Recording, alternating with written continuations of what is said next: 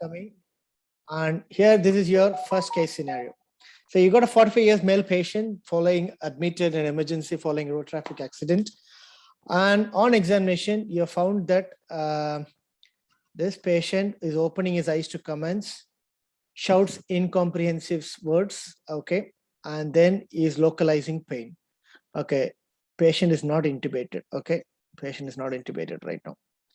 Right, so this is a case and CT brain has been done. So what is your diagnosis, Praveen? The left subdural hematoma. It's an acute subdural hematoma, all right? Excellent. So what made you to identify this finding? Sir, I can see the blood clots and it is crescent shaped. Okay, so it is a concavo-convex crescent shape, right? Right. Yes, so that's when you have this shape, appearance of hematoma, that is more likely to be an SDH. So how the EDH will look like? So it will look biconvex. Okay, so EDH will have a biconvex appearance. Okay, so that's how an EDH looks like. To be specific, the more accurate diagnosis would be acute frontotemporoparital SDH with a midline shift. Okay, so you notice that the ventricles are shifted away from the midline. Did you see here? Yes, sir. Yeah. So when you have a shift from the midline, just mention that you have a midline shift. Okay. Okay. Good. So next question, what is the GCS of this patient? Responding to oral commands means what is E? E4. E is 4. Are you sure? On examination, he was not responding to command. Just read the question again and find whether E is 4. He was not responding to oral Don't command. make any mistakes in these things. It's a very easy thing. What is E? So he is not responding to oral commands, but opens his eyes to painful stimuli. So what does it mean? Sir, E2. E2. Okay, fine. What about verbal?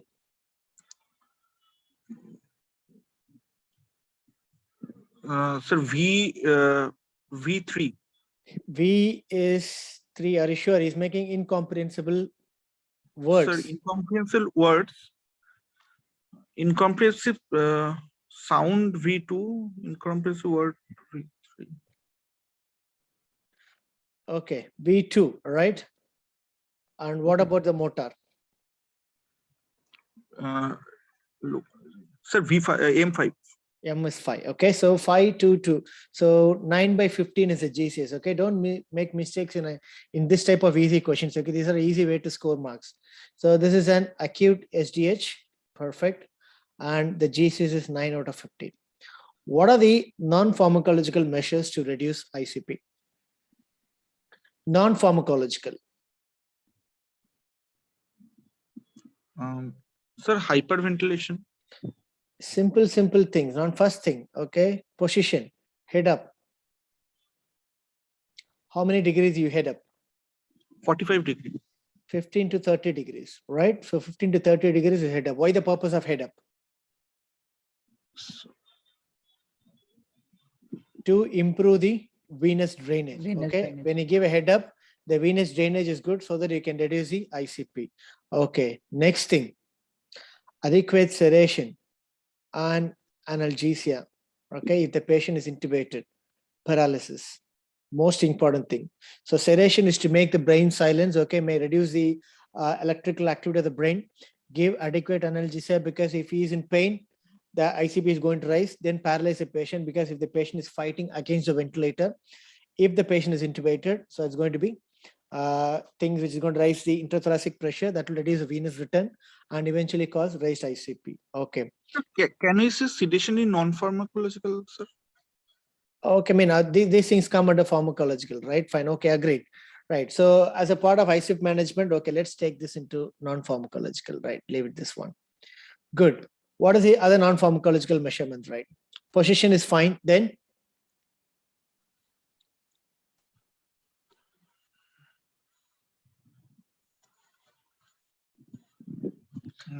okay, securing the ET2, patient's neck position, right?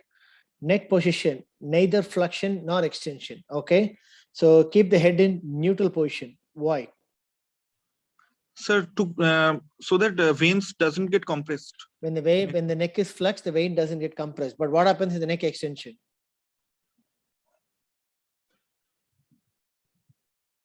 Okay, flexion, completely agreed. It will compress the neck vein, so you can have raised ICP. But what about extension? Is it allowed? No, sir. Why? So all head injury patients, unless proven, you should assume that they're having the cervical spine injury, right? So until the cervical spine is ruled out, never ever extend the head, never flex the head. Okay.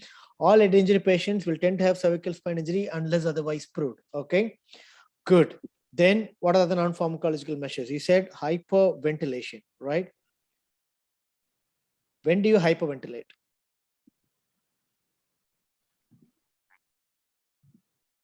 Is hyperventilation a standard treatment? Is it being included right now? No, sir. Okay, then when do you hyperventilate? Okay, so until the ICP is more than 25 millimeters of mercury, okay, intracranial pressure more than 25 millimeters of mercury, don't attempt hyperventilation. Okay, if it is between 20 to 25 or less than 25, hyperventilation is not indicated. Okay, because what is the collateral damage of hyperventilation? I mean, first of all, tell me what is the purpose of hyperventilation? Sir, hyperventilation will cause CO2 washout. Okay. And it will decrease the intracranial pressure. How come? That is a question. How come? By producing Vasodilatation. Respiratory alkalosis. Okay, that's it. Anyway, if you hyperventilate, a patient going to wash out carbon dioxide is going to get a respiratory alkalosis. Yeah. But what is its relationship with ICP? So cerebral vasoconstriction. Okay. How come reduced carbon dioxide is producing cerebral vasoconstriction? Right, no worries. Okay, so this is a blood-brain capillary and this is the blood-brain barrier. And let's assume that these are the capillaries around the blood-brain barrier. Right.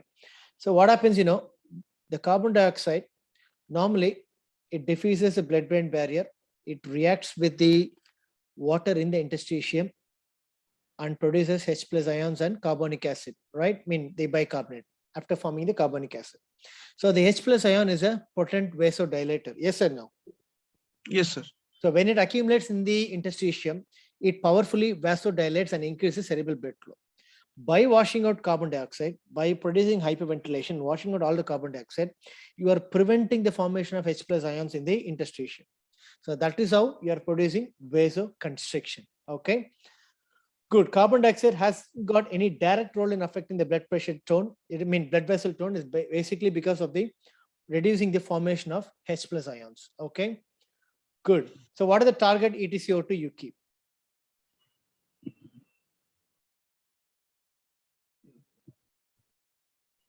In hyperventilation, you have some target, no? Yes, sir.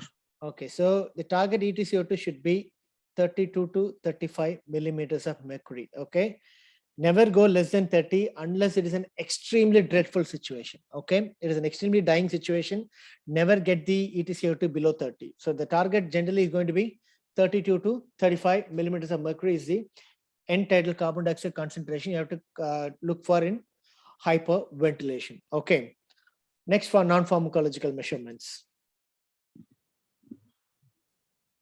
Maintaining all the normal thing. Okay. Normothermia.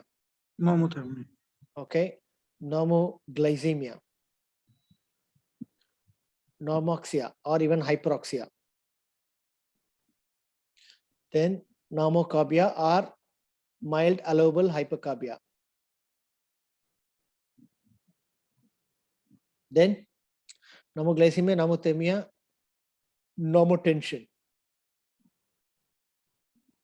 Right. So these are the other things you have to target for while managing a patient with raised ICP. Okay, good. What are the pharmacological treatments available, Praveen? Sir, injection mannitol. Okay, mannitol.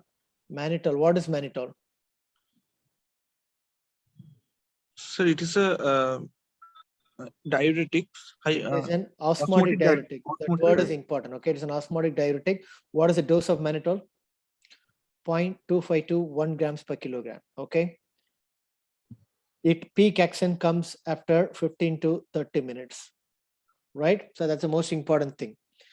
Peak action comes 15 to 30 minutes. So make sure the patient is catheterized. What are the dangerous complications of mannitol? So nephrotoxicity. Nephrotoxic, okay. Renal failure. I mean, it is not nephrotoxic, to be honest. It actually prevents renal injury. It increases the circulatory overload. Okay. It increases the circulatory overload and it can produce cardiac failure.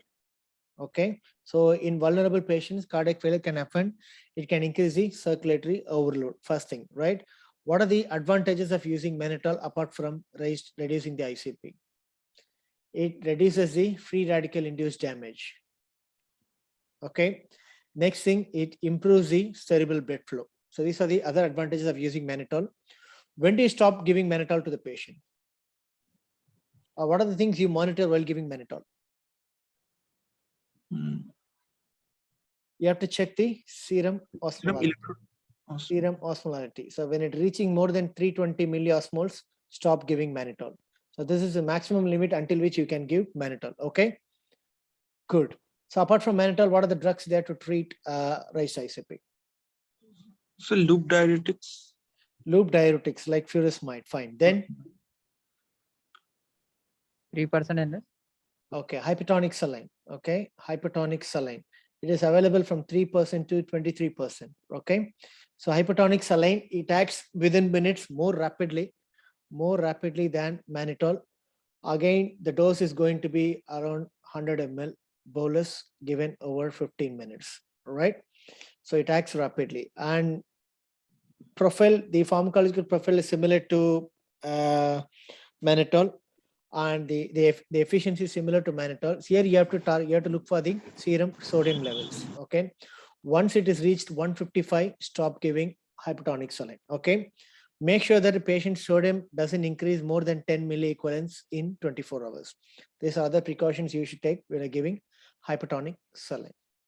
Okay, so you got furosemide, you got mannitol, then furosemide loop diuretics, then other things. As I said, sedation, analgesia, paralysis. Sir, does steroids help, sir? I'll come to the point steroids later. Okay, sedation, paralysis, analgesia. So these are the additional drugs you have to maintain. And one last result, if everything is going to get failed, what are the things you do? Last resort to control ICP. Barbiturate Sir, coma. EVD, sir. Barbiturate coma. We're speaking about pharmacological measures. Okay, so barbiturate coma. Okay, that's the last resort where when everything else is failing, you can give thiopentine infusion in such a way that you get complete EEG silence. Good.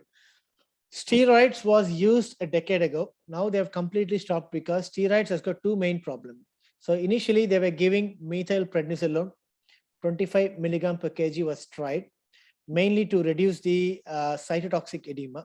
But in patients who got steroid, what happens, there is increased risk of chest infection and there is increased risk of pulmonary edema. Patient died because of chest infection and increased pulmonary edema. So steroids has been completely removed from treatment of raised intracranial pressure. Okay. Sir, why steroid causing pulmonary edema, sir? Because it causes fluid overload. Okay. The steroids, glucocorticoids will produce sodium and water retention. Okay, that's how it causes increased cardiac overload and pulmonary edema. So it's been removed completely in management of head injury patients. Okay, good. Then what else here left? Pharmacological, non-pharmacological. Apart from this, in Western countries, they used to tie the tube. They don't stick the tube on the face. So when you're tying the tube, make sure it doesn't constrict around the neck so that it compresses internal jugular vein. Similarly, when the patient's on tracheostomy, make sure you don't tie very tight the knot around the tracheostomy tube. So these are other things which helps to reduce the ICP. Sir, anticonvulsants. Okay, anticonvulsants, seizures prophylaxis is not indicated unless the patient is having seizures. Regular seizure prophylaxis, they have seen that people who are not having seizures, where the phenytoin or levetiracetam given prophylactically, the outcome is very poor.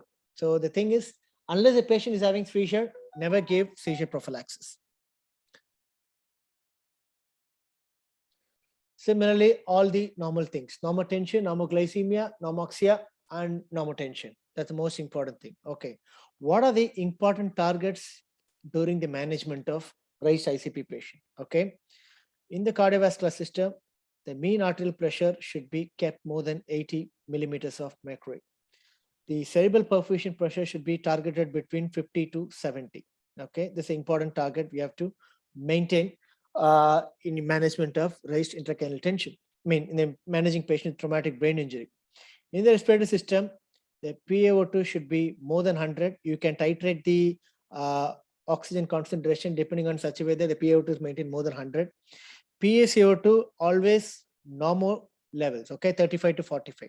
If you're planning to hyperventilate for short duration until to buy time for other measures to reduce ICP, you can target between 32 to 35. Okay, this is only when there is ICP more than 25. Otherwise, target normocapnia. That's more important. Okay, saturation should be more than 94%. Right, these are the important targets you have to maintain, and ICP should be kept less than 20. If you have an ICP monitoring, always keeps the intracranial pressure less than 20 millimeters of mercury. Then blood pressure spoke, maintain normovolemia. That is another important thing. Never hypovolemia. So to maintain normovolemia, the right atrial pressure should be kept between 6 to 10 millimeters of mercury. Never overload, but never underfill equally. So normal tension has to be maintained. So these are the targets you have to maintain while managing the patient with raised intracranial tension. Good. So there are mechanical ways to reduce intracranial pressure, like external ventricular drainage. So whenever the ICP is getting more than 20 millimeters of mercury, when the conventional measures fail, you can put an external ventricular drainage and you can open it for 15 minutes. You can maximum remove 10 to 20 ml of CSF at a time. Once the ICP drops less than 20, close it. Okay. So never remove more than 10 to 20 ml at a time. Okay. You cannot acutely decompress. Good. So intraoperative monitoring. What are the intraoperative monitors you use while managing these patients for surgery? Lastly, if all the measures fail, all medical measures fail, even after therapeutic barbiturate comatose fail, you're going to go for decompression craniotomy. Good. This is last resort. Assuming if this patient is coming for decompression craniotomy, what are the intraoperative monitors you use, Praveen? Sir, ECG. Okay, ECG. NIB, standard ASA monitors. Okay, 5 ASA monitors. Then additionally, what monitors you use? Sir, ICP monitoring. ICP monitoring. Still the common things. Invasive water line. Okay. Invasive water line. You get to put the CVP. Monitor. You monitor. You're going to monitor the temperature. Temperature hypothermia is again a controversial role. It is not advised nowadays. So you can keep the temperature between 35 to 36 degrees Celsius. Never hypothermia. Don't put the patient to hypothermia. Okay, central venous line, then urine output, and ICP monitoring. Right. So these are monitors you can use. So during intubation, what important precautions you take? Sir, less intubation response. Okay, make sure anything or any stimulus which is going to raise the intracranial pressure should be avoided. What are the things from anesthesia perspective which can increase the intracranial pressure? So lighter plane of anesthesia. Good. Intubation response, lighter plane of anesthesia. Then pain. Pain. Okay, it all comes under lighter plane. Muscle relaxation, analgesia, everything comes under lighter plane. Then any unidentified pneumothorax. This patient's identity, isn't it? So the patient is having pneumothorax which you didn't identify in your clinical examination, and if you intubate that patient, that is going to become tension pneumothorax. So those conditions you have to look for. Then what are the anesthesia drugs which can increase the raised ICP? Sir, succinyl choline. Scoline, okay, scoline. Ketamine. Can you tell me how succinyl choline raises the intracranial pressure? Sir, by raising the intra-abdominal pressure. Okay, is that intra-abdominal pressure or anything else? Okay, no worries. Choline, then Ketamine. Ketamine, good. Ketamine. Then all volatile agents, right? See, you should not make mistake in these things. Okay, all volatile agents. Inhalation agents, when you keep more than 1 MAC, all inhalation agents is going to uncouple the flow metabolic rate. So naturally, they're going to increase the blood flow massively. So never ever keep volatile agents more than 1 mg. You can target up to 0.5 to 1 mg. That's a maximum mg you can use the volatile agents. So that is most important.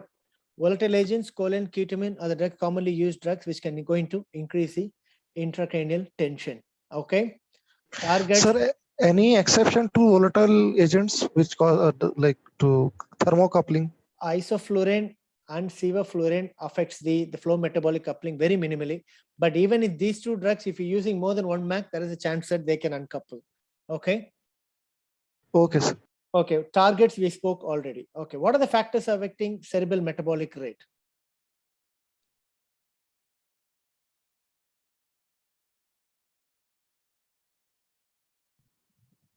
Cerebral blood flow. Okay. Cerebral perfusion pressure or the cerebral blood flow. Then PaCO2. Then PaO2. Then temperature. Then flow metabolic coupling. So these are the factors which are going to affect the cerebral metabolic rate. So cerebral perfusion is pressure given by mean arterial pressure minus intracranial pressure or central venous pressure, whichever is higher. PaCO2, okay, between 2.5 to 10 kilopascal. I'm giving in kilopascal. You convert that into millimeters of mercury. Between 10.5 to 2.5 to 10 kilopascal, the blood flow or the cerebral blood flow and the PaCO2 are linearly related. So if it is 2 here, if it is 10 here, when you increase from 2 to 10, the blood flow increases linearly. Then it becomes plateaued at either stages.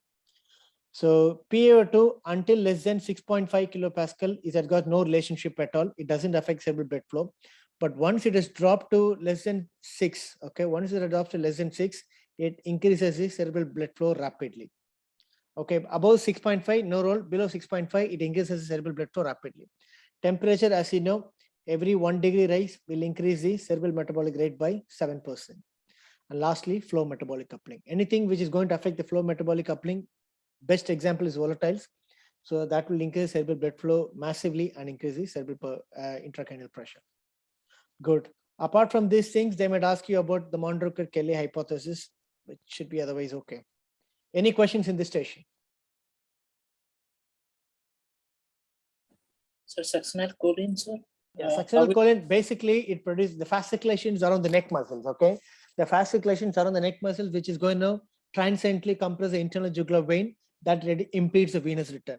So in a patient with a mild intracranial pressure, it's not a big problem, but people who are in the stage of herniation, okay, when they're in the extreme impending herniation, even that minor return in the venous circulation obstruction could massively produce a severe impact, okay?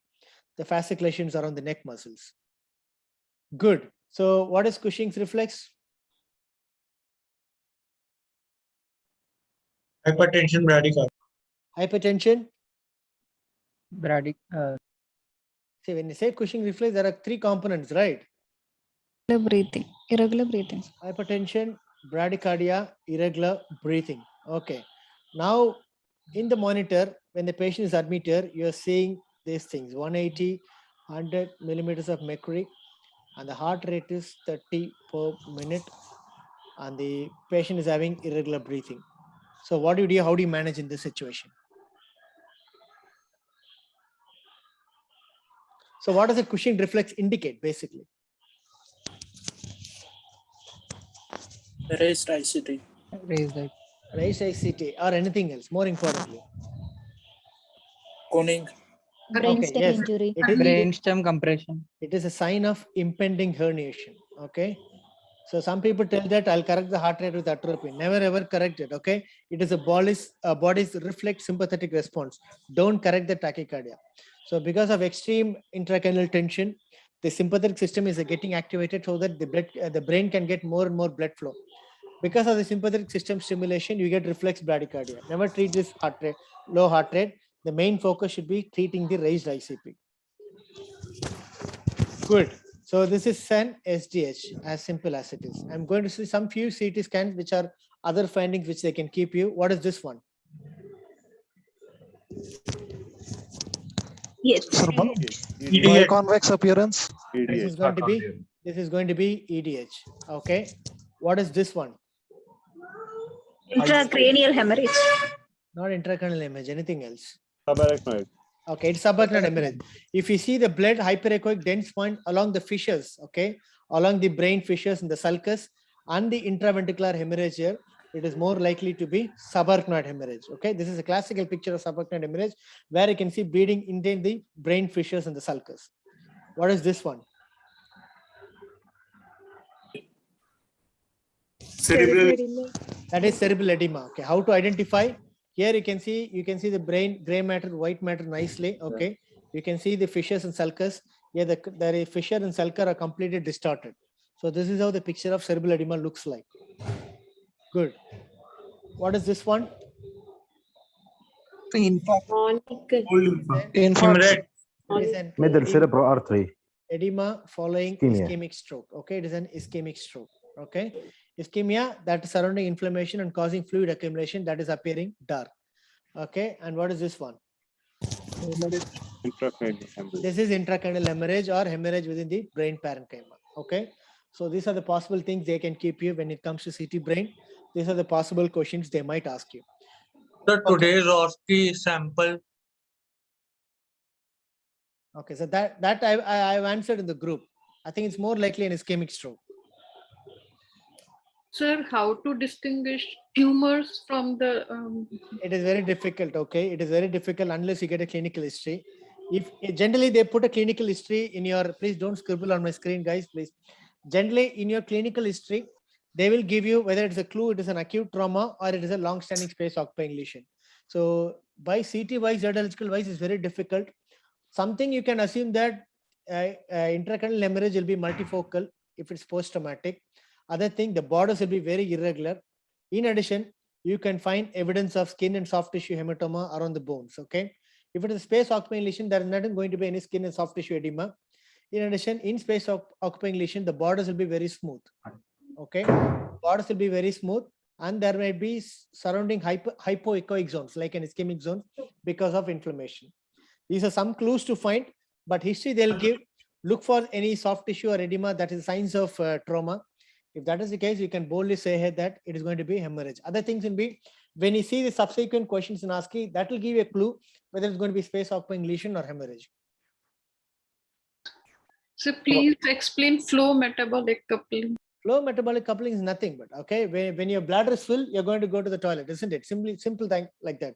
When the electrical activity in the brain is there, the blood flow will be more. What the sevoflurane does, or the volatile agent does, they completely reduce the cerebral metabolic rate. There is no doubt in that. So when there is a reduction in cerebral metabolic rate, what should be the blood flow? Normally in the flow metabolic coupling, the blood flow should come down, but they will reduce the metabolism on one side. They will increase the flow on the other side. So this is the classical example of flow metabolism uncoupling. So when the brain doesn't need more blood and you're flooding the blood with more brain, what happens based upon the Monro-Kelly hypothesis? That will produce raised intracranial pressure because of increased cerebral blood volume. So midline shift will always occur in hemorrhage cases? It depends upon what stage you're taking the CT. It can happen in ischemic also? It can happen. See, if in an ischemic stroke, if there is a surrounding, initially when the patient goes for ischemia, there will be inflammation and then fluid accumulation that keeps, when the ischemic stroke is keep on expanding its edema zones, it will compress the tissue and it will produce midline shift. It is not like only hemorrhagic stroke will cause midline edema. Even ischemic stroke are more propense to cause midline shift. Thrombolysis. Thrombolysis. Between acute and chronic. Sorry. Acute and chronic SDH, for example. Acute and chronic SDH. In chronic SDH, no. Wait a minute. Yeah. See, in this SDH, where you see a complete hyperdense, okay, a complete hyperdense shadow. In a chronic SDH, you lose their lucency. Okay, they look like a ventricles. Okay, they look like a black shadows, not a hyperdense shadows mixed with hyperdense. If it is an acute and chronic SDH, so chronic SDH, it is an organized clot. You lose their hyperdensity, it becomes more hyperlucent. Okay, So one question, sir. So what is the thing with fluids, drug of choice while managing an cerebral? Okay, so avoid two fluids basically. Avoid hypotonic fluids like 5% dextrose or dextrose normal saline, and avoid glucose containing fluids. So glucose is a source of free radical, so it can produce damage. So glucose containing fluids, avoid hypotonic fluids, target the blood sugar between 150 to 200 milligrams per deciliter intraoperatively. So the reason being we avoid glucose containing fluids is because of the free radical formation. Yeah, glucose is a good substrate for free radical formation. So there is one study also, you should avoid calcium containing fluids also. Well, I think I didn't read that. Probably, maybe it's a new thing for me. Sir, contraindication of thrombolysis in stroke, sir? Ischemic, when you find a hemorrhagic stroke or any risk of bleeding, you're gonna go. There are so many contraindications with thrombolysis. Okay, like recent surgery, like you do for a thrombolysis for myocardial infarction. All those contraindications apply to intracranial thrombolysis. Most important thing, the thrombolysis has to be done within 3 hours. Okay, if it is beyond within 3 hours, the ischemic stroke can become hemorrhagic stroke when you thrombolyze them. Okay, so 3 hours is the golden period. Okay, sir. So even in ischemic, within 3 hours we can thrombolyze. Yes, within 3 hours you can thrombolyze. There are patients who admitted, get thrombolyzed within 3 hours and went home the next day evening itself. So many case reports are there. So that is why the guidelines, the American Neurological Society guidelines tells that you have to thrombolyze within 3 hours. So this is for both intravenous as well as intraarterial? Will that make any difference? Intraarterial Okay. thrombus? Intraarterial thrombus is absolutely rare. Okay, sir. Thank you, sir.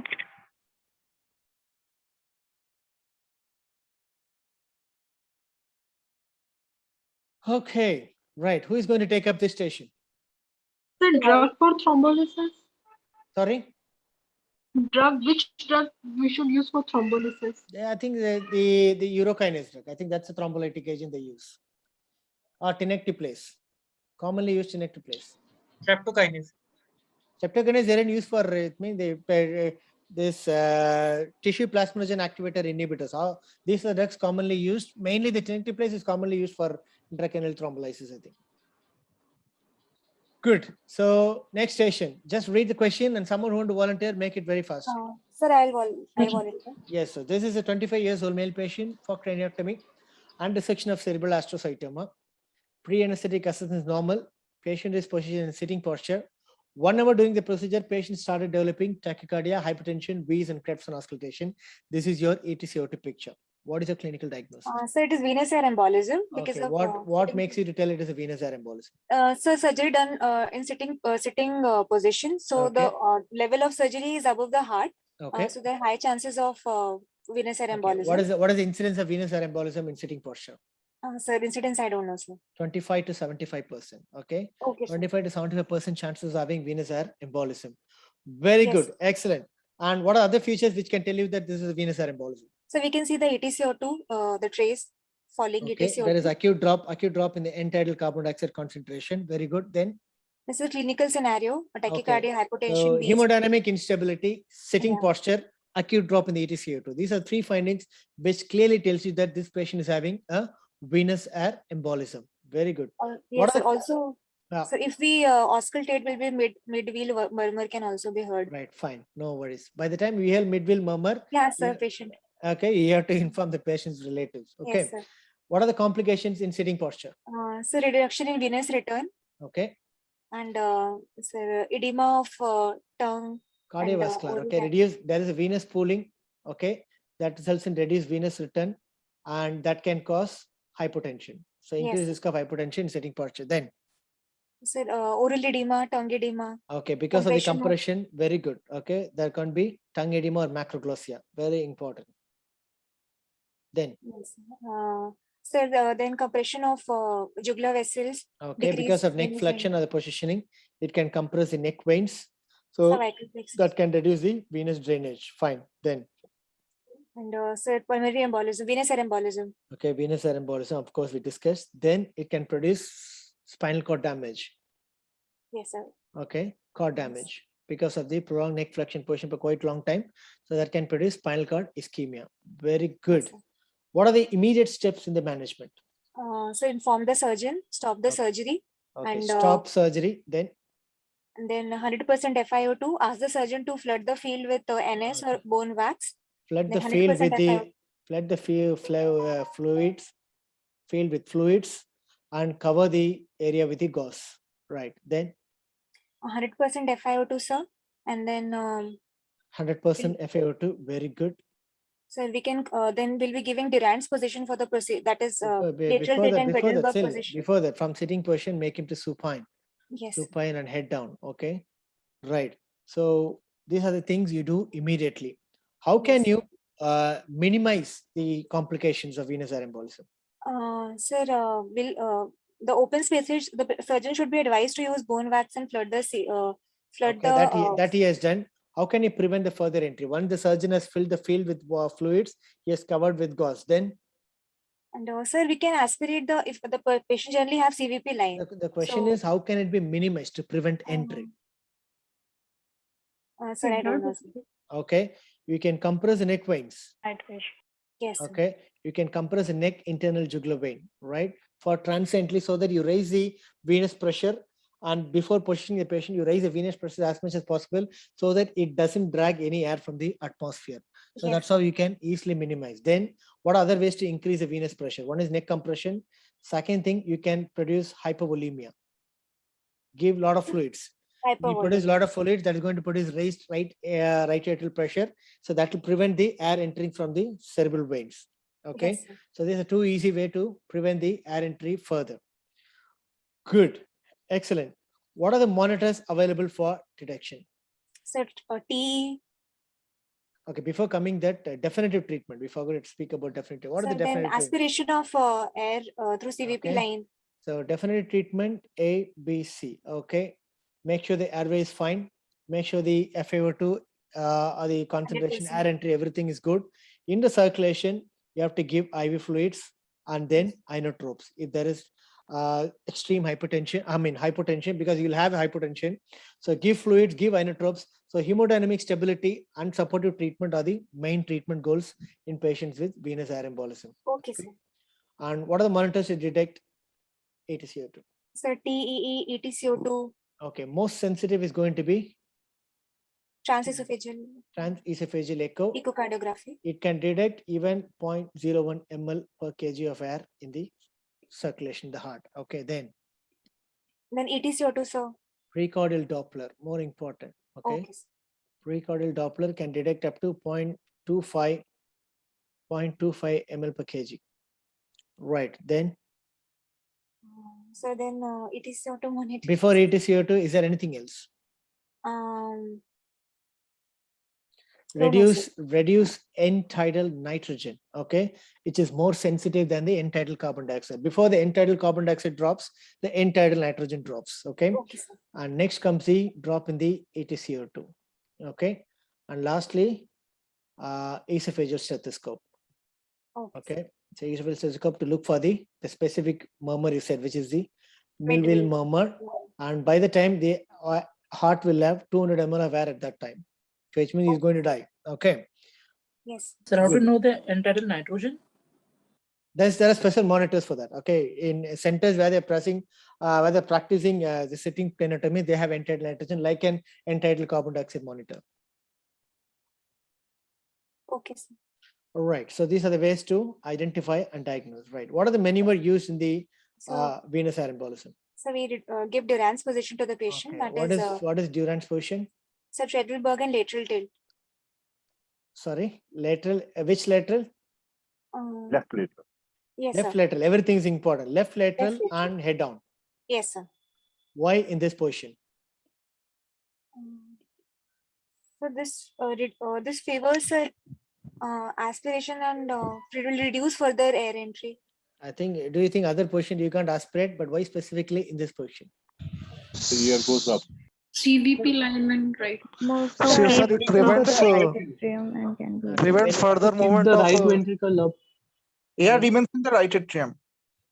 All right. So if you put the patient in the left lateral head down, okay, the most apical part will be the right atrium. Okay. It is not right ventricle, it is right atrium. Okay. So all the gases which is coming in from the head veins, okay, all the cranial veins, they tend to go down. The blood gas passes through the tricuspid valve where the the air particles tend to accumulate here, which can be easily aspirated with the CVP line. So just to prevent the as much amount of air entry into the pulmonary circulation. That's the main idea of putting the patient in head down and left lateral. Good, excellent. Any questions in this station? Sir, any effect of Sir, PEEP amount of the air. prevention of any effect of PEEP on the prevention of Okay, so PEEP is a controversial one. Okay, the problem is why the PEEP is controversial, because PEEP in one way, it increases the intrathoracic pressure. By increasing the intrathoracic pressure, you can reduce the air entry from the cranial veins. Okay, that's the main idea of applying PEEP. But collaterally, what happens, it reduces the venous return from the bottom part of the body.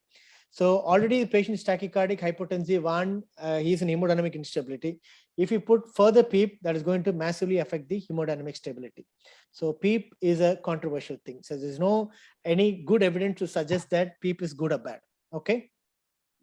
Sir, chest compression. Sir, amount of Yeah. So in a dreadful situation, okay, extreme situation, what you can do is you can do a chest tap, a chest compression, such that if the patient is having a massive air embolia obstructing the main pulmonary trunk, okay, that will produce an extreme hypertension, even almost in a near-death situation. At that point, if you tap the chest, if you tap the chest, this air bubble get dislodged into the peripheral part, so that you can buy some time to treat the patient. That's the main idea of giving chest compression. But by the time your adrenaline would have been completely exhausted. Okay. Any other Sir, questions? amount of air to cause Okay, venous so- air embolism. So 4 to 5 ml per kg is found to be lethal dose. Okay, when you get 4 to 5 ml per kg of air into the pulmonary circulation, that is going to be the lethal dose. Okay. sir, even through the peripheral veins?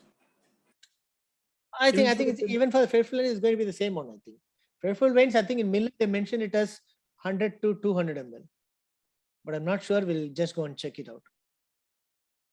Sir, any role of pulmonary artery catheter in No, monitoring? you don't find time only to do all those things.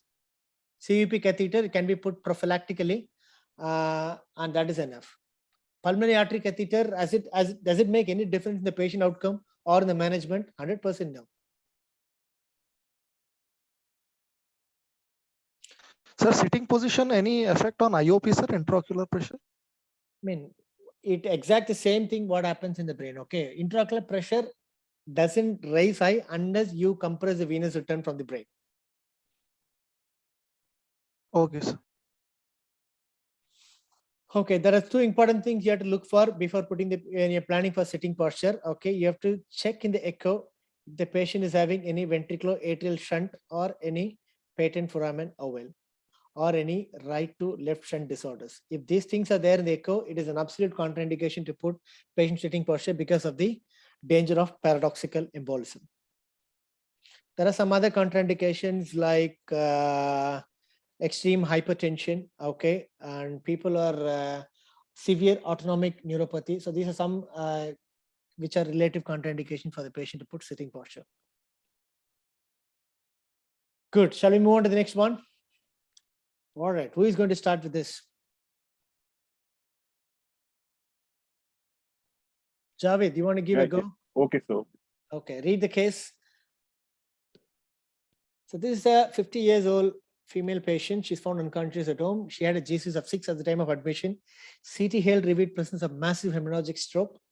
You had an emergency decompression care team, and she's in the ICU for post-op ventilation. 2 days later, you found her she's hypotension, she's polyuric, pupillar reflex is absent. Despite stopping sedation for 48 hours, she didn't show any response. What is your clinical diagnosis? you think diabetes insipidus induced with hypernet. Okay. Do you think in diabetes insipidus, do you have an absence of pupillar reflex? This compression of the veins. And do you understand what is meaning by Brain this basically? Okay, this statement is not given without any reason. Okay, so when they mention something, despite sedation, patient no movement, pupillar reflex is absent, and hypotension, polyuria, this is diabetes insipidus, but the most reason for diabetes insipidus is going to be brainstem death. Okay. Brainstem death is the clinical diagnosis of this patient. When do you tell, or what are the prerequisites to tell the patient is having brainstem death? We can do the carbon dioxide challenge test. No. What are the Apnea test. prerequisites? Prerequisites in planning. Okay. The patient should be in acutely comatose state. Okay. And it should depend on the mechanical ventilator. First criteria. Patient should be acutely comatose and he should be on the mechanical ventilator.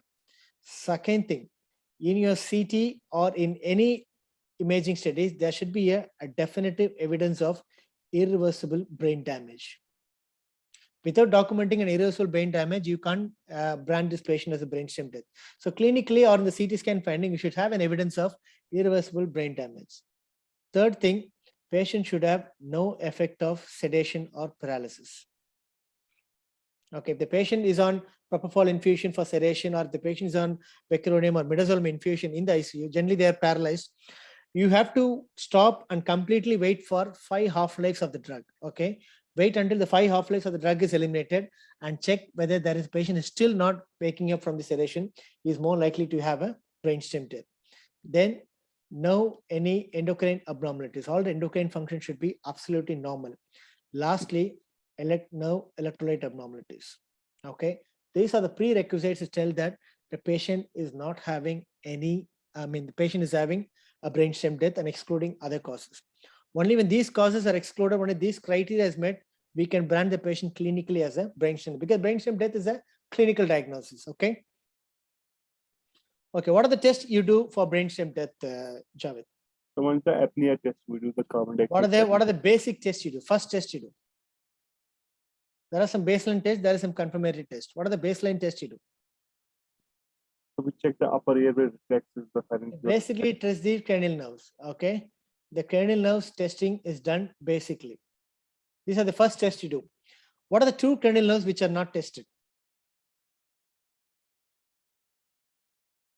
Number 1, okay, olfactory nerve. Olfactory. Olfactory cannot be tested. And then 11th cranial nerve, spinal accessory nerve. Those 2 nerves you cannot test with the brainstem testing. Rest all thing you can test. Okay. So like for the 2, you can check for the corneal and conjunctival reflex. For 3, 4, and 6, you can check the ocular movements by giving cold water or warm water in the ear. Yeah. Okay. 7 and 5, you can check the pain sensation or the gag reflex on stimulating the facial, the facial sensation. 7, what do you think you take for 7? For facial nerve. Facial now, how do you test the facial now? Okay.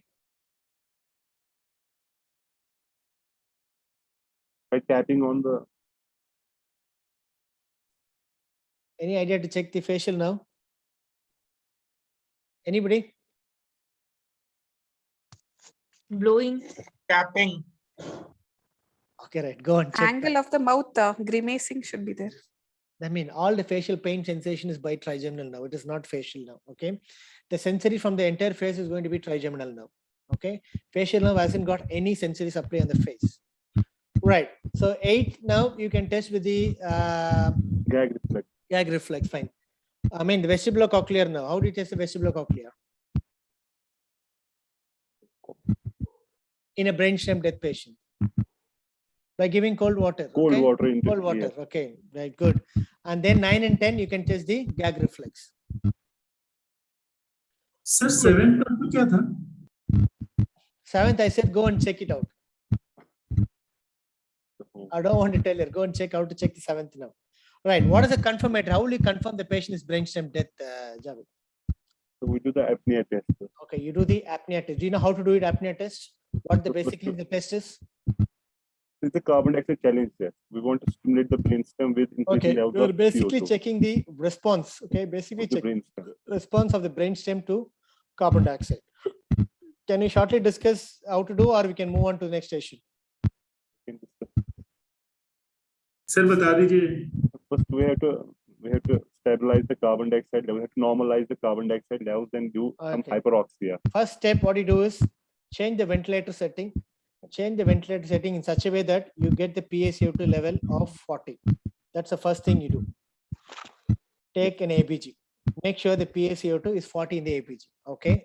Then second step, disconnect the ventilator and give 5 liters or 8 liters of oxygen via the tracheal catheter. Disconnect the ventilator. Wait for 8 minutes. After 8 minutes, again, step 3, take the ABG, connect the ventilator. Okay. Now in the ABG, what are the findings? Will tell you that the patient is apnea test positive. But the PSU2 is more than 65. 70 Okay. The PaCO2 has to increase 20 from the baseline. baseline. Okay. Or if the absolute PaCO2 is more than 60, you can confirm that the patient is apnea test positive. If the patient is apnea test positive, that clearly indicates that the patient is a confirmed case of brainstem death. In our country, different countries follow different protocols. In our country, we do the first test, and the second test is done after 6 hours gap. The time where you confirm the apnea test is positive is the death time. Most important thing, during that 8 minutes waiting time, if the patient is showing breathing movement, if the patient is having arrhythmia, if the patient is having hemodynamic instability, stop doing the test. Okay. Any questions in this station?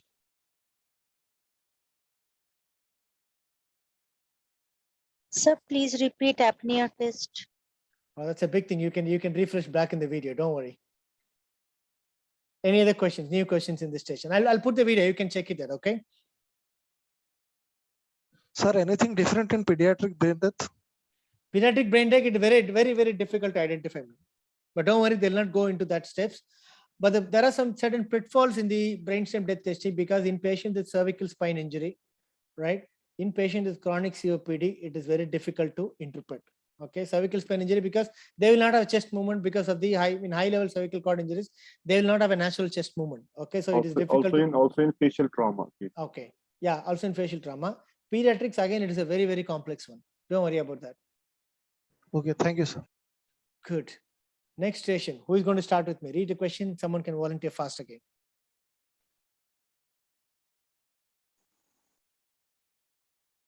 Sir, can a hypoxic ischemic encephalopathy be synonymous with the brain death? Because sometimes the patient keeps triggering, but the response is nothing otherwise. I mean, the thing Be it a is, conscious level, be it a any stimulus which is going to brainstem, if it is intact, you can't brand the patient as brainstem. You predominantly check only the brainstem reflex. If it's a hypoxic injury, okay, even in hypoxic injury, patients will have a spontaneous respiration. If the hypoxia is causing a brainstem damage, then it is fine. Okay, it is brainstem death. Most in the ICUs, the HIE patients only, hypoxic ischemic encephalopathy, they keep triggering, but otherwise the response is nothing. Yeah, so and they keep triggering mean the brainstem is intact. Okay, that's not a brain death. That's not a brain death. Okay, sir. Okay. As I said, a criteria, I see the first criteria, there should be a sign of acute irreversible brainstem damage should be documented. True, sir. Yeah. So who is going to start the station? Start the station. Come on. Sir, I'll volunteer. Yes, please. Okay. So you see a patient, he's in asthma, he's in steroids and formoterol, and right, she's having frequent asthmatic episodes. She was induced with propofol, fentanyl, intubated with rocuronium, and after skin incision, you see that airway pressure is very high, and this is ETCO2, which has been documented. So what is your diagnosis? Shakvin appearance of ETCO2 graph. So this is intraoperative bronchospasm. Very good. This is an intraoperative bronchospasm. Excellent. What are the common causes in this patient? Sir, light pain of anesthesia and pain. When it comes to light pain, pain also comes under that, isn't it? Okay, sir. Okay. Light pain of anesthesia. Then? So then any allergic reaction? Okay. Any anaphylaxis in this patient could cause? Okay. Then? Sir, exacerbation of asthma intraoperatively. Okay. That's what is light plane, right? Okay, sir. Sir, then most important thing, endobronchial intubation. Yes, endobronchial intubation. Endobronchial intubation could have a similar picture. Okay. So blocking of tube. Yeah. And the patient is having any secretions. Any secretions or untreated infection, which you didn't notice in your pre-anesthetic assessment. Okay. So these are the possible ways why this patient could have an acute exacerbation or intraoperative bronchospasm. Okay. How do you manage? It is a lab case, so CO2 insufflation might be a reason. Yeah, that all comes under light plane, right? Peritoneal stretching. That's what you mean by light plain. So what are the possible causes of light plain? Inadequate pain, inadequate muscle relaxation, inadequate amnesia, and anything which is going to stretch the peritoneum and stimulate the patient will produce bronchospasm. All comes under light plane of anesthesia. Right. How will you manage though? So sir, ABC, 100% FiO2. Okay. Connection. In airway, what do you check? Sir, connections from machine end to the Check patient the end. circuit to rule sir. out all mechanical obstruction. Right. As I said, So how to, first we will take a manual ventilation to assess the. yeah, check the bag in the hand. Check the bag in the hand. Look the circuit. Rule out all mechanical causes for obstruction. Mechanical causes for obstruction. I said you already how to differentiate a mechanical obstruction from bronchospasm. Right. So rule out mechanical obstruction. Check the bag in the hand. Hand ventilate. Okay. Then what do you So do in the beat? 100% FiO2. Okay. to In connection. breathing, you're gonna give 100% FiO2. Then what else you check? Says suction can be done. And, Check the air entry. Simple things. Air entry. Both sides. Check the air entry. Both sides. Are they diminished or it is going to be endobronchial on one side? That is more important. Okay. okay. sir. Give 100% oxygen. Air entry. Check the air entry on both sides. Make sure there is no any endobronchial intubation. Tube position is fine. And rule out pneumothorax. Okay. Pneumothorax can also cause a mechanical compression on the lungs. Okay. On in circulation. Give IV fluids. And then, right? So these are the ABC. So how will you manage bronchospasm? Pharmacological treatment. Sir, Tell we me what can are the give- different drugs available for managing Yes, sir. bronchospasm. Sir, we can give through the endotracheal tube, we can give bronchodilators. So Be simple. Okay, you can give a puff of beta-2 agonist. Very good. yes, sir. Beta-2 Then, agonist, short acting like salbutamol. Okay, good. Then Yes, sir. Sir, then we can give aminophylline steroids. these common things, common, simple things, simple. How do you treat normally a bronchial asthma?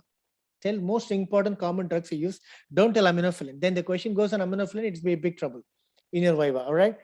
When I treat, they ask you. Hydrocortisone we give. inhalational and propofol. All right, you're gonna deepen the plane. Most important thing before giving beta-2 agonist, very good. You have to deepen the plane. Give a propofol, give a dose of fentanyl, give a shot of muscle relaxant, whatever it is, whatever the reason is. So deepen the plane of anesthesia. Right. Next thing, if it is not settled, you're gonna give beta-2 Steroids, agonist. yes, sir. Then third thing, Sir, hydrocortisone we can give you steroids. don't give muscarinic agonist like ipratropium.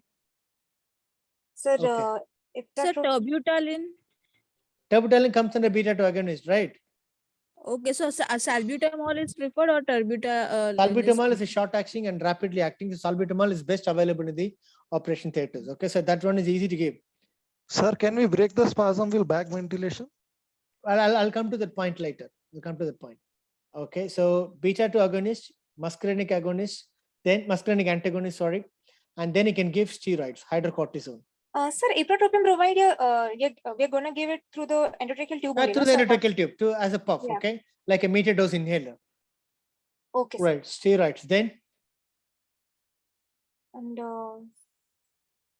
what other treatments available for bronchospasm? Adrenaline nebulization.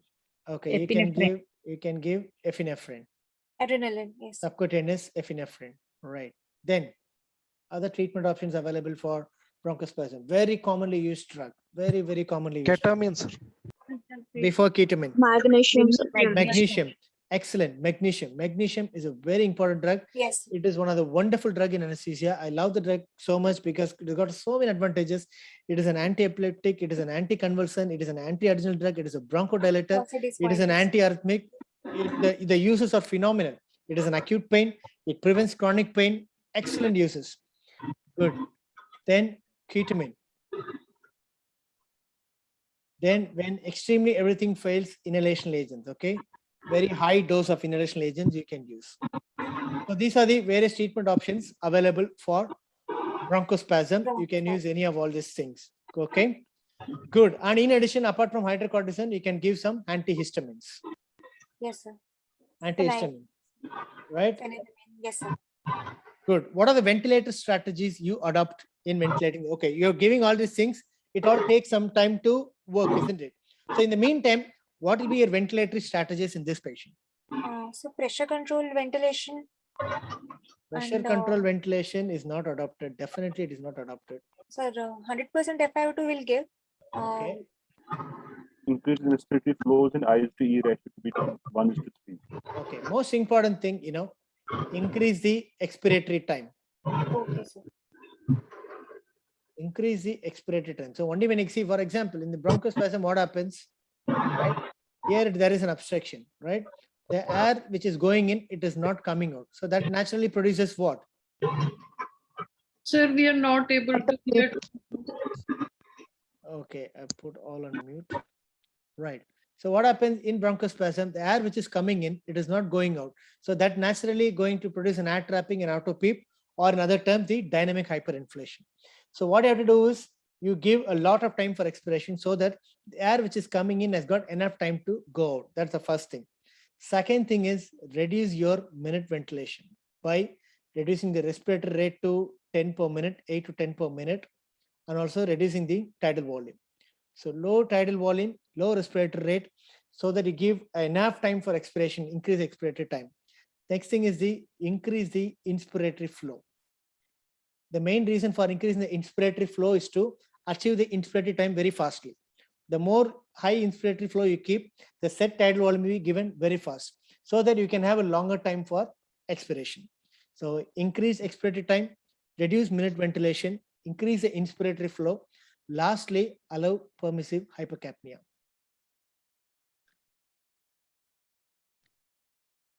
So these are the different strategies to adopt the lung injury. And in the meantime, use all the bronchodilators and break this reflex. Good. What are the anesthesia drugs to be avoided in a patient with an asthma? So, histamine releasing muscle relaxants, that is benzodiazepinone compounds. Like atracurium. Atracurium. Yes, Then- yes, atracurium. Then Mivacurium. non-selective beta blockers. Non-selective beta blockers. Good. Couldn't And sir, opioids. Sir, morphine causes histamine release. Okay. Morphine. Morphine and pethidine. Both cause histamine release. Okay. Sir, desflurane causes bronchospasm. NSAID, sir. One interesting question. Desflurane, is it a bronchodilator or bronchoconstrictor? Bronchodilator. Dilator. It is a bronchodilator. Okay. Desflurane irritates only the upper airway. Okay. It irritates only the upper airway. Okay, sir. Desflurane can be given. Okay. But in exam, don't tell these things.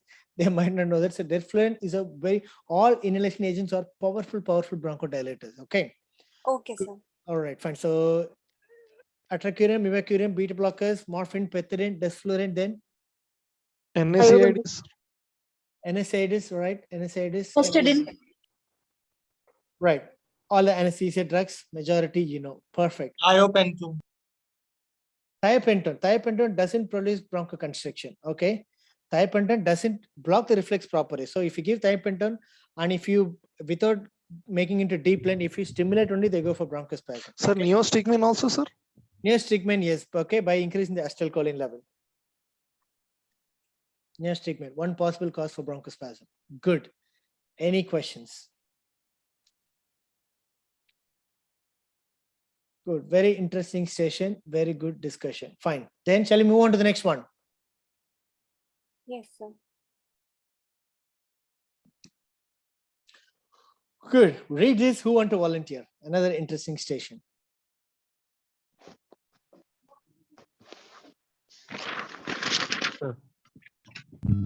So I would like to volunteer, sir. Yes, please. 20-year. Okay. Someone has said, rest all, please mute. Who said to volunteer? Sir. Okay.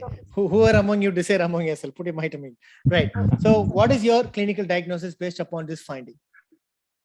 Tension pneumothorax. Okay. This is going to be tension pneumothorax. So what are the criteria to tell that this patient is having tension pneumothorax? How it is different from a normal? How to differentiate a simple pneumothorax from tension pneumothorax?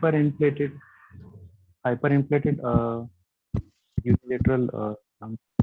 Do you think this lung is hyperinflated? Hyperlucence. This is not hyperinflated, right? In pneumothorax, lung tends to get collapsed, isn't it? So this is the lung border. Here column.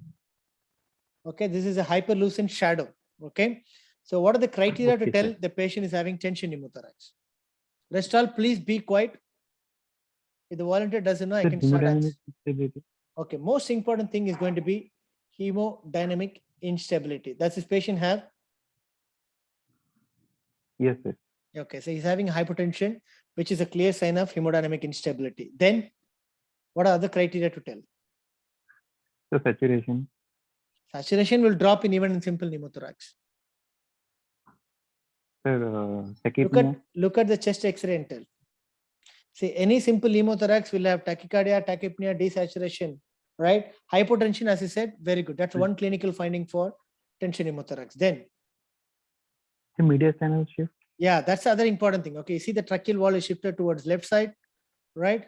Then the entire heart shadow shifted towards the left side. There is no heart shadow here. This is only the lung tissues. So mediastinal shift, Yes. presence of mediastinal shift and hemodynamic instability is a clinching point towards development of tension pneumothorax. If the trachea and the heart are in the midline, it is just a simple pneumothorax. It is not a tension pneumothorax. Okay, understand the difference. Yes. Good. What is your immediate management? Sir, needle tracheostomy in fifth Okay. intercostal space. Give anterior 100%, axillary give line. 100% oxygen. Okay, that's the first thing. And what are the thing you tell me? Needle decompression, right? How do you do it? Where do you do it? Sir, fifth intercostal space, anterior axillary line. Very good. All right. So this is the 2018 ATLS guidelines, right? Previously, it was the second intercostal space in the mid-clavicular line. Nothing wrong in doing that now also, but the latest ATLS guidelines tells that you have to give it in the fifth intercostal space, just anterior to mid-axillary line. Anterior to mid-axillary line is a perfect landmark. And what size needle do you use? You have to use 14 gauge or 16 gauge cannula, and the needle length should be 8 centimeter. So this is the latest 2018 ATLS guidelines. Not in the second intercostal space. It's going to be fifth intercostal space, just anterior to the mid-axillary line. Size of the needle should be 14 gauge or 16 gauge, and the length of the needle should be 8 centimeter. So they found that compared to the traditional one, where you do it in the second intercostal space in the mid-axillary line, the success rate is very high. There it is only 50%. Here you got 90% success rate. And the subclavian artery, the major vessels are carrying here. So the chances of those major vessels getting damaged is very less when you do it in the fifth intercostal space. These are two advantages of doing that. And that is the latest recommendation by 2018 ATLS. Even if you write the second intercostal space, nothing wrong in an exam. Don't worry. What's the definitive management? Yes. An ICD insertion in fifth intercostal space, the triangle of safety. Okay, definitive management is going to be the, after any patient who do needle decompression, has to be definitely followed by ICD. Without ICD, it is incomplete. Okay, so when I give ICD at the safe triangle, okay, what are the borders of safe triangle? So anterior border, posteriorly anterior border of latissimus dorsi. Okay, anterior border of latissimus dorsi. Posterior border of pectoralis. Anteriorly by posterior border of pectoralis major. Good. Pectoralis major. And the base is formed by? And fifth intercostal. Fifth intercostal space or nipple line. Yeah. Okay, or the nipple line. Apex is formed by the axilla. So this is a safe triangle. Okay, this is a safe triangle to do intercostal tube drain insertion. Okay. Very good. Yes, so after IC insertion, what are the other things, precautions you do? What's the size of the ICD?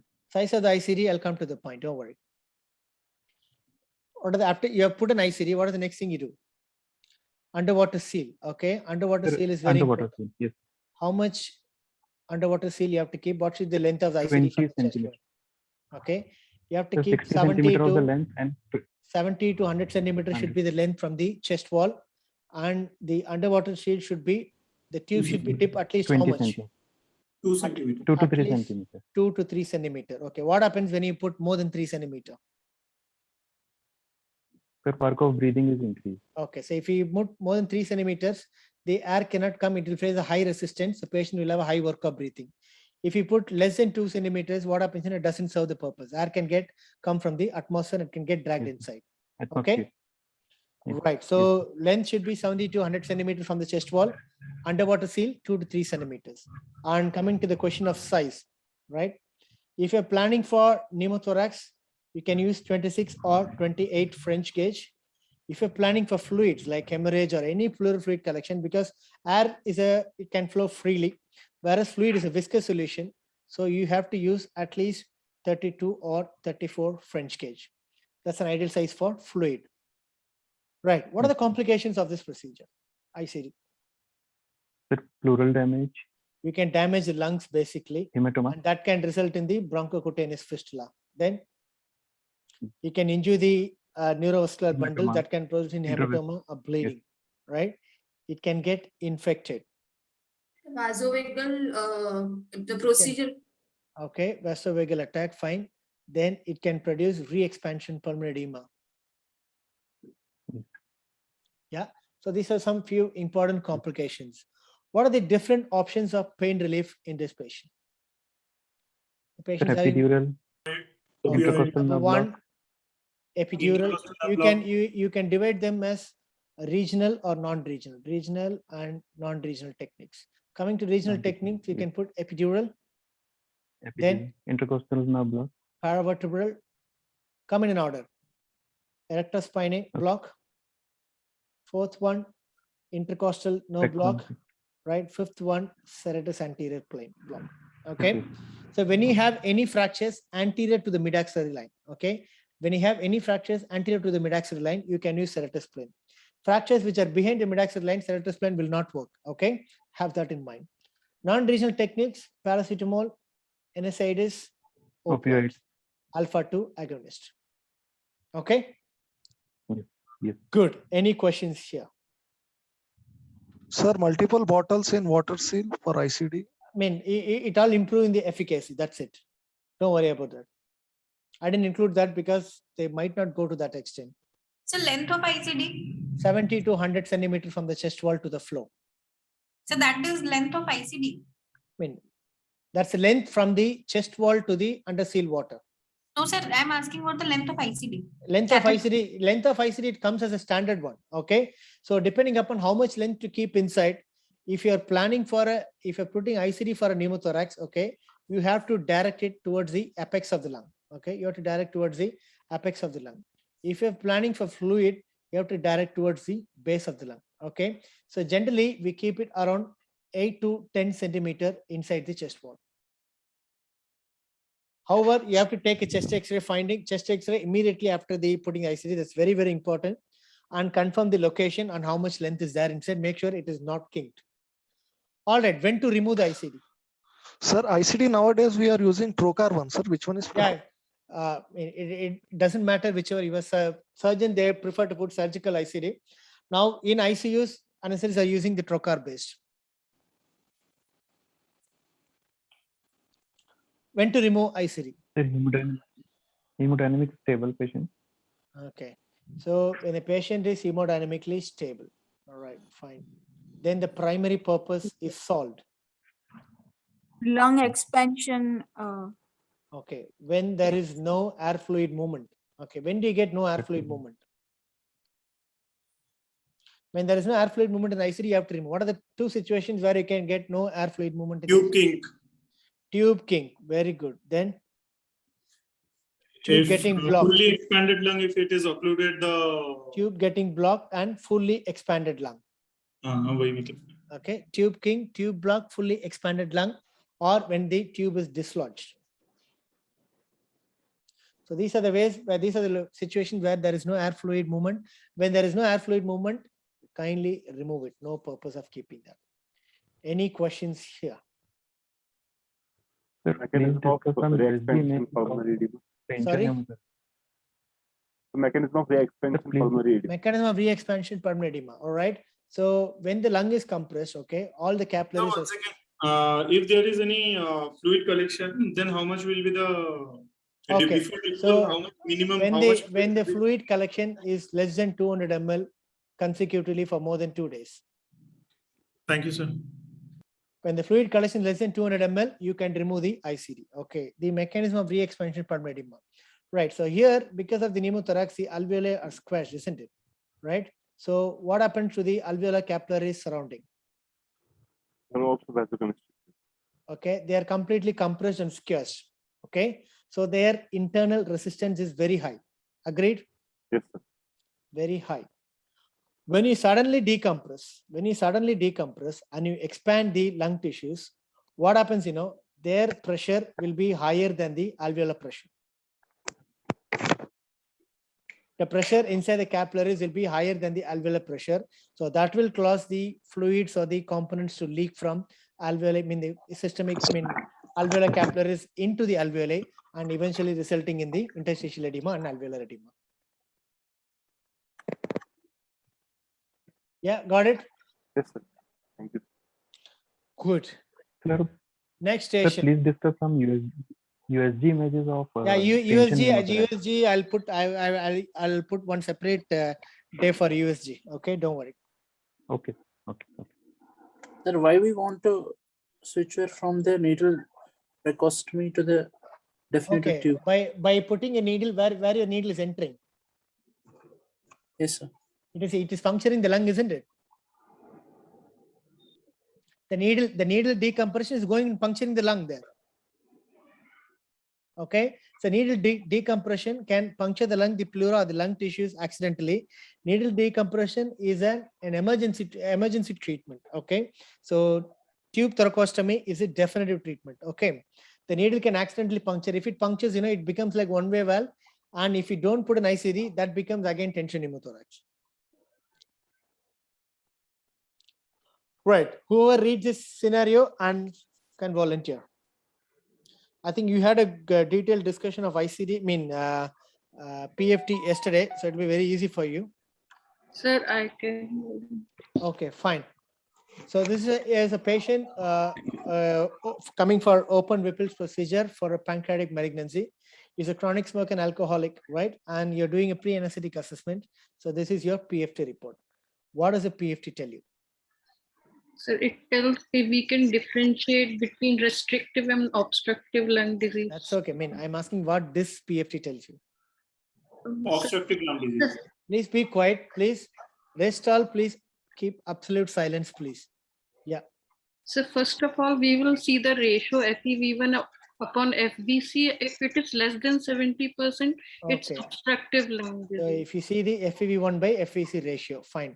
What is FEV1 here? It is 1.8 liters divided by 3.2 liters. It will be roughly less than 50%, right? So it's obstructive. It goes in direction of obstructive lung disease. Okay, good. So FEV1, FVC is going to be less than 50% or less than 70% as per criteria. This is going to be an obstructive lung disease.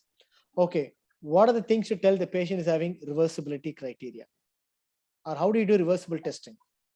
So bronchodilators, after giving bronchodilator, if the volume increased by 200 Okay. ml.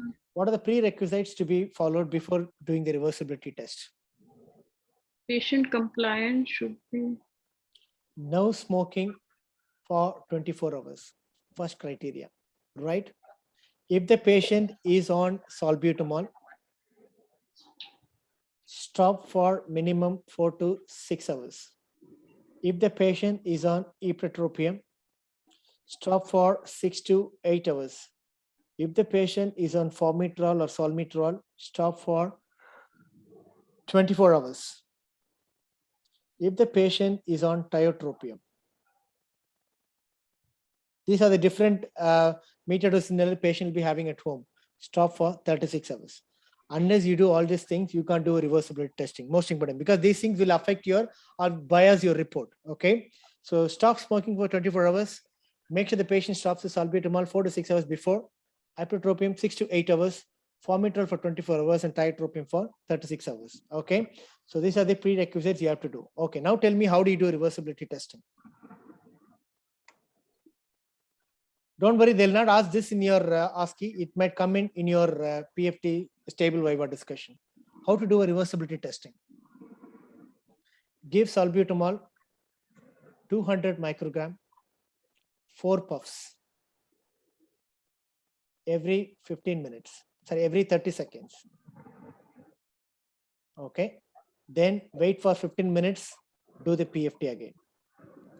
If you are using ipratropium, 40 microgram, 4 puffs, 30 seconds interval. Wait for 30 minutes, again do the PFT. This is how you do a reversibility testing. Okay. Now tell me what is the criteria to tell the patient is having reversible airway disease?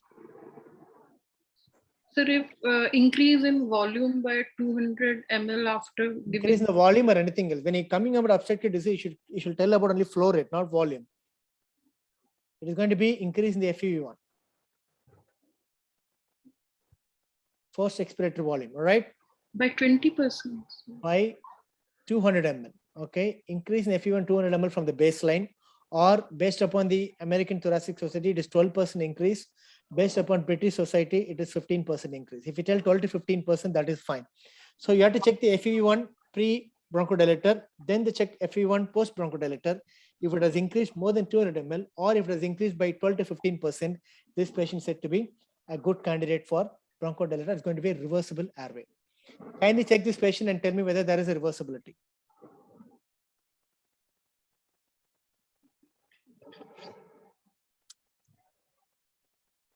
This is post bronchodilator value. This is pre-bronchodilator. It's decreased. 1.8, 1.8. This is decreased. So 4 liter. No. See the FEV1 pre-bronchodilator, see the FEV1 post-bronchodilator, and tell me whether there is reversibility or not. That's the only thing I'm asking.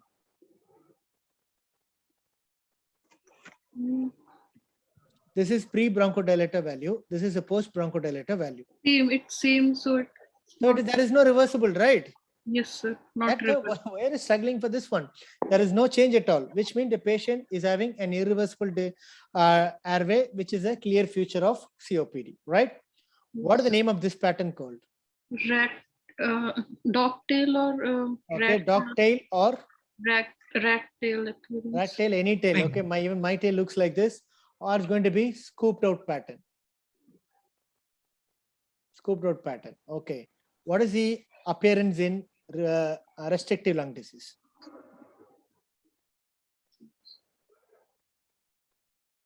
Restrictive lung disease will be like this. The curve will be of same size, but it will be completely smaller than the normal one. What is this pattern called? This is called as the witch hat. Witch hat pattern. Seen in the witch's hat? Yes. This will be the witch hat, right? Yes. So the restrictive lung disease will look like witch hat pattern. Scalloped pattern, or scalloped out, or scooped out pattern for obstructive, witch hat pattern for restrictive. Okay, now based upon the GOLD criteria, can you tell me which grade is this patient?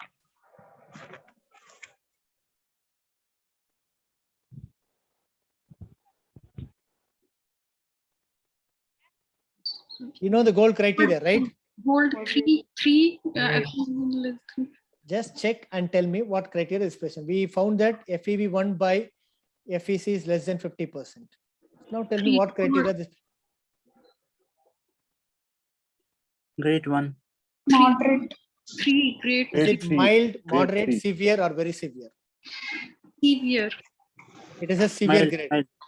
Okay, it is severe. Okay, because it is less than 50%. So 30 to 49 is severe. Very severe will be less than 30%. Okay, moderate 50 to 79. Okay, 50 to 79. Mild is going to be more than 80. Okay, good. Any questions in this station? There is one more thing. Don't worry, this they might not ask me in the exam. There is a thing called steroid reversibility, where you can do reversibility testing with steroids. So after doing the PFT, you can put 30 milligram of prednisolone, ask the patient to take for 2 weeks, and then do the PFT. That is called as the steroid reversibility testing. That is to check whether the patient will respond to steroids or not. Again, the criteria is same. More than 200 ml, 12 to 15% increase from the baseline. Any questions here? Sir, kindly repeat this. Okay, give 30 milligram of prednisolone for 2 weeks and redo the PFT again. If from the baseline it has increased more than 200 ml, that is steroid reversibility.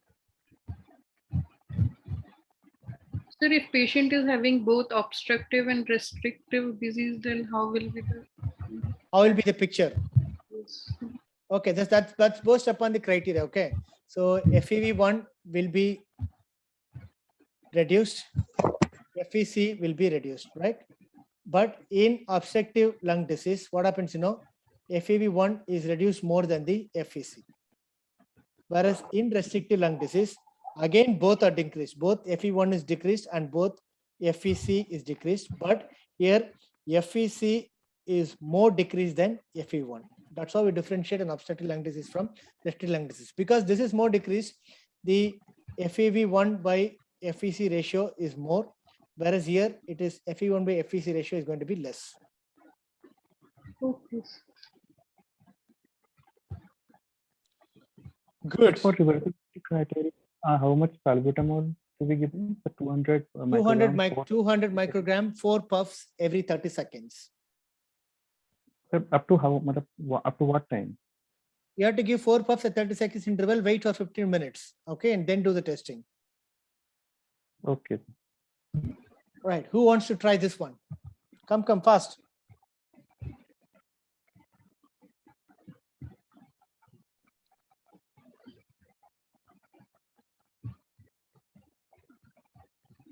Another interesting station, very likely station you could get in your exam.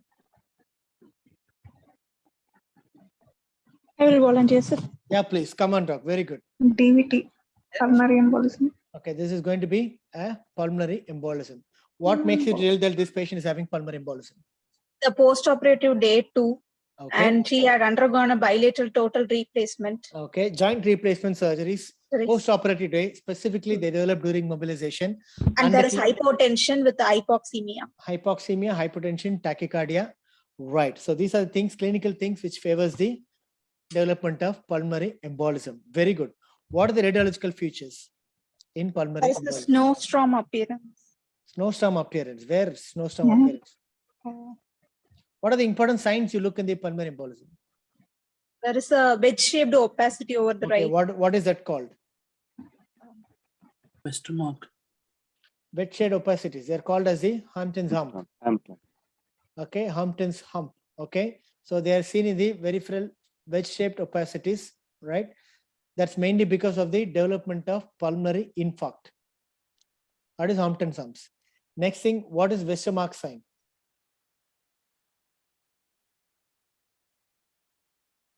Westermarck sign is nothing but there is no blood flow into the peripheral part of the zone. So you have the pulmonary oligemia. That is Westermarck sign. Then there is one more sign called Pallas. There are so many signs. I'm telling the important ones. Pallas sign is nothing but you see the right descending pulmonary artery. Okay, right descending pulmonary artery is dilated. So increased shadowing of the right descending pulmonary artery. That is Pallas sign. And lastly, Fleischer's sign. Fleischer's sign is both right pulmonary artery and the left pulmonary artery will be hypertense and dilated. So that central, when you have a central pulmonary embolism, you have that both the hilar region, the pulmonary arteries are dilated. That is called as the Fleischer's sign. Good. Can you tell me how will you confirm the diagnosis? ET angiography. CD pulmonary angiogram. Okay, that's the conclusive evidence. What other tests you can do apart from CD pulmonary angiogram? USG.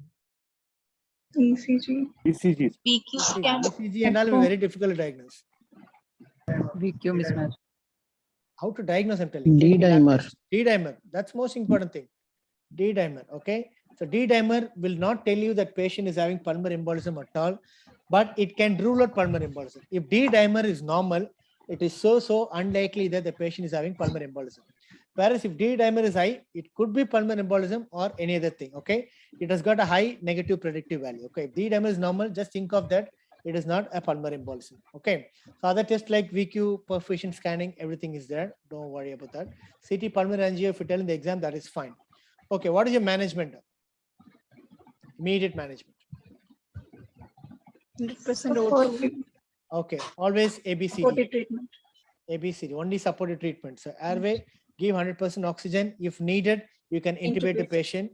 All right. So breathing, make sure air entry is fine. Make sure the saturation is high. Titrate your FiO2 based upon your saturation, circulation, IV fluids, then inotropes. Okay, then mechanically, if the patient prophylactically, what are the prophylactic things you can do to avoid development of DVT intraoperatively? Bilateral, we can give calf compression with the Okay. pneumatic device. You can give pneumatic pumps, you can give low molecular weight anticoagulants, prophylactic low molecular weight appellants, and mechanical thromboprophylaxis can be given prophylactically to prevent the development of pulmonary embolism or deep vein thrombosis. Say some of the risk factors for pulmonary embolism. Old age, Okay. bedridden patients, Okay. prolonged lower limb surgeries, Best. smoker, Okay. Long bone fracture. Trauma, travel, thrombophilia, like factor V Leiden mutation. H is for hormone replacement therapy. R is for what is R stands for? Okay, I'll tell that later. Old age. O is for old age. M is for I forgot that. Malignancy. M is for malignancy. Good. Thanks for remembering. Malignancy. What does the B stand for? Birth control pills. People who are on OCP. Okay. Another O is for obesity. Obesity, right? And then S is for surgery. Any pelvic surgery, abdominal surgery, or joint replacement surgery. I is for immobilization, prolonged immobilization. S is for any severe illness like any acute infection or any severe illness. Okay. Or I'll tell you soon at the end. Okay. Don't worry. So these are the mnemonic to remember the risk factors, right? Fine. So this patient is on clopidogrel. Okay. When do you stop clopidogrel before doing a regional procedure in the spine? 7 days before the procedure. 5 to 7 days. You have to stop 5 to 7 days. Aspirin. Aspirin need to low stop. dose was single dose, 75 mg single dose. We no need to stop for Stop. regional Okay. procedure. When do you stop aspirin then? If it is a loading dose, Okay. 150 mg high doses. More than loading dose. Anything else is important? If patient is not at a high risk of adverse event, then we can stop. Like in high risk cardiac cases, we need to continue. Yeah, I'm asking when do you stop aspirin?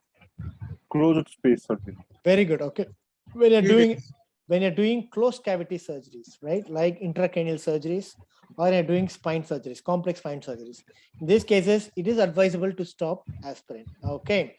Good. And when do you stop warfarin? 5 days. 5 days. 5 days. All right. 5 days. And most important thing, you have to check INR after stopping 5 days. And below what level you give spinal procedure? 1.5. 1.2. 1.4 is the latest guideline. Okay, not 1.5. 1.4 is the latest guideline, which tells that less than 1.4, you can give a spinal epidural procedure. This is the most recent evidence. Okay, good. Then there are some other factors which you can discuss. Don't worry, I'll skip that right So now. what about NSAIDs? NSAIDs are to be stopped. Sorry? NSAIDs, sir. NSAIDs. NSAIDs need not be stopped. NSAIDs need not stop. We can continue. Okay. Sir. Good. Then shall we move on to the next one? In COX inhibitor, if it is a selective COX inhibitor, do we need to have stop? Selective COX inhibitors can be given, but that doesn't have any role in producing any bleeding. Don't worry. It is not a significant. So what is the latest guideline for platelet count for spinal and epidural? Okay, so latest guideline tells that 75,000 to 80,000, you can do spinal epidural procedures. Minimum 75. Right. Who wants to start this case? Another very interesting station. So I got 10. Probably we'll stop with this one. I think it is very exhaustive going on. Right, come. Who wants to volunteer? Read this. Very interesting station.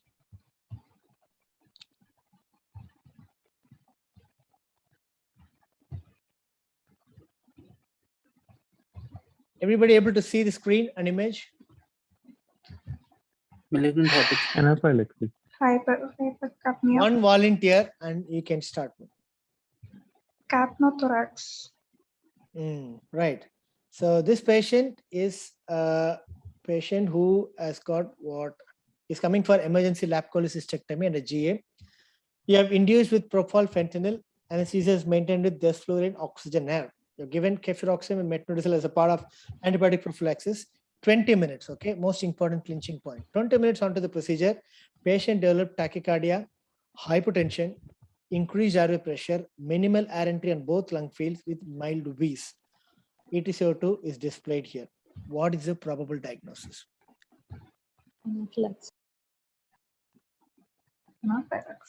Anaphylaxis. Very good. Okay, it is an anaphylaxis. What are the thing which is tell that this patient is having anaphylaxis? Antibiotics given. Antibiotics. Okay, antibiotics are given. Even rocuronium is given. That is also can anaphylaxis. So 20 20 minutes minutes. after Okay, that's the one thing. Unexplained tachycardia. That's why I mentioned the word unexplained tachycardia, right? So unexplained tachycardia, hypotension, and a mild wheeze. Okay, these are all the features of anaphylaxis. What are the most common reasons for anaphylaxis under anesthesia? Non-depolarizing muscle relaxation. Intravenous. Antibiotics. Okay. Non-depolarizing muscle relaxation. Okay. Antibiotics. Inhalation. Antibiotics or muscle relaxants, which is most common? Non-depolarizing muscle relaxation. Okay. Now it is Antibiotics. antibiotics. Antibiotics. Earlier it was muscle Yes. relaxation. Antibiotics is the most common culprit. Okay, that is the reason for what to say. That is the reason for anaphylaxis. Okay, which antibiotic specifically? Sulfur group.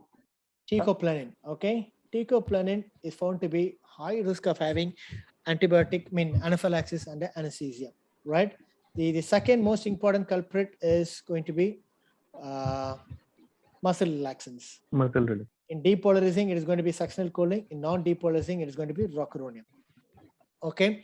What is the third most common? Chlorhexidine. Chlorhexidine. Okay, the alcohol strips. And lastly, you have the latex allergy.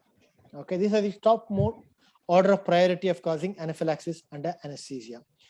Good. What is your immediate management? Sir, I have a doubt. Yeah. Sir, if a patient is having betadine allergy, Yeah. then if it is known, then what other agent should be used? You can use chlorhexidine. Okay, so betadine allergy is more common, or sir, chlorhexidine allergy? Chlorhexidine is, that's what I said. That is the third most common. Okay, sir. Okay. Okay, what is the immediate management? When I say immediate 100% management, it oxygen. is going to be ABC. Okay, take care of airway. Make sure the patient tube is fine. No endobronchial intubation. Rule out all those things. Okay, now how will you treat this patient? Step 1. Stop administering all the triggering agents. Right? Step 2. Then 100% oxygen. Adrenaline. 100% FaO2. Step 3. Elevate the limbs. Elevate the limbs. Okay. Step 4.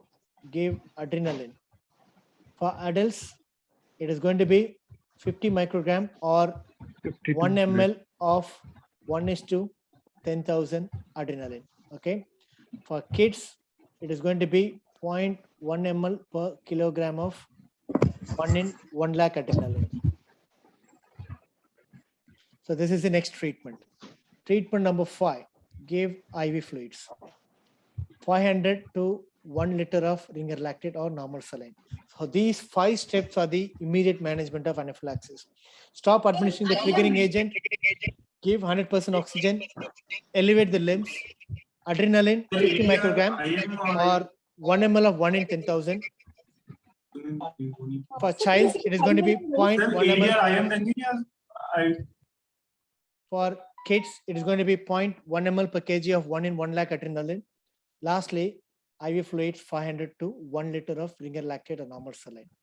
These Can we give epinephrine intratracheally into the endotracheal tube? You're giving IV, isn't it?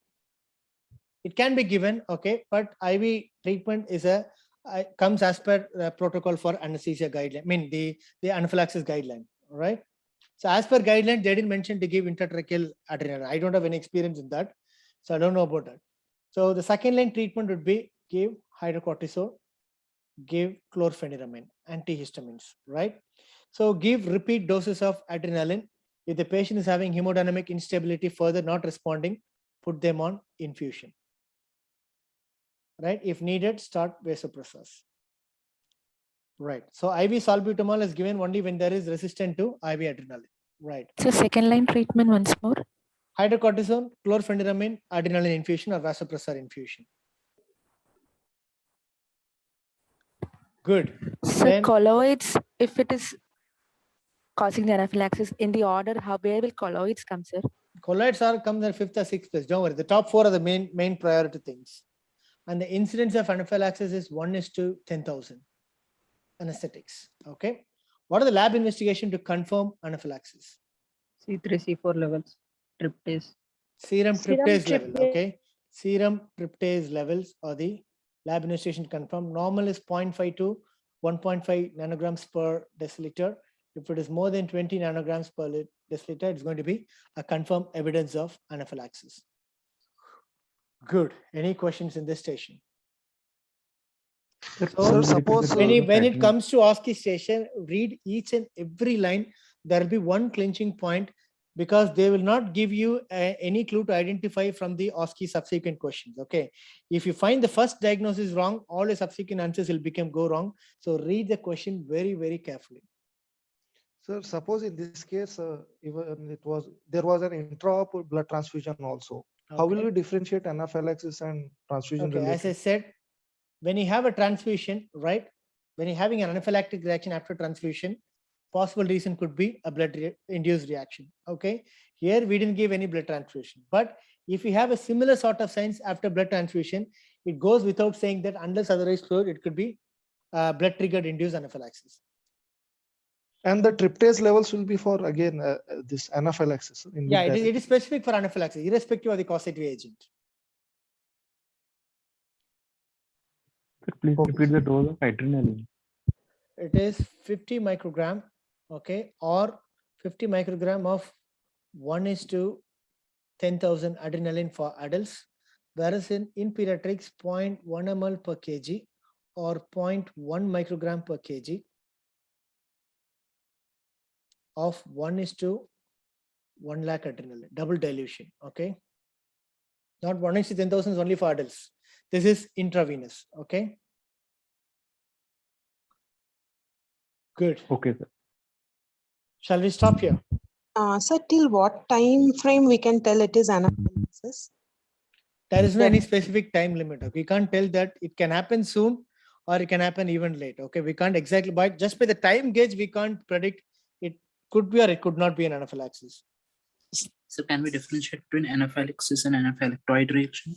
That is only by IgE levels. Okay, only by checking the IgE levels you can differentiate anaphylaxis and anaphylactoid reactions. Okay, sir. Thank you, sir. Shall we stop here? Yes. Or shall we go on for one more station and then we'll stop? Set till 10. We'll stop. Stop, sir. All right. One more. Sir, one more request, sir. If you can adjust any COVID-related OSCE station anywhere in future. I'm really finding difficult to find time, but if I find time, I'll sit and read and prepare. But Yes, sir. I can't COVID is guarantee- expected, sir. That's why, sir. Expected, but I'll try. I'll try my best. Sir, tomorrow at what time? Tomorrow maybe at same time, 7 o'clock. 7 to 9. Is it okay? Yes, sir. Yes, sir. Yes, sir. Okay.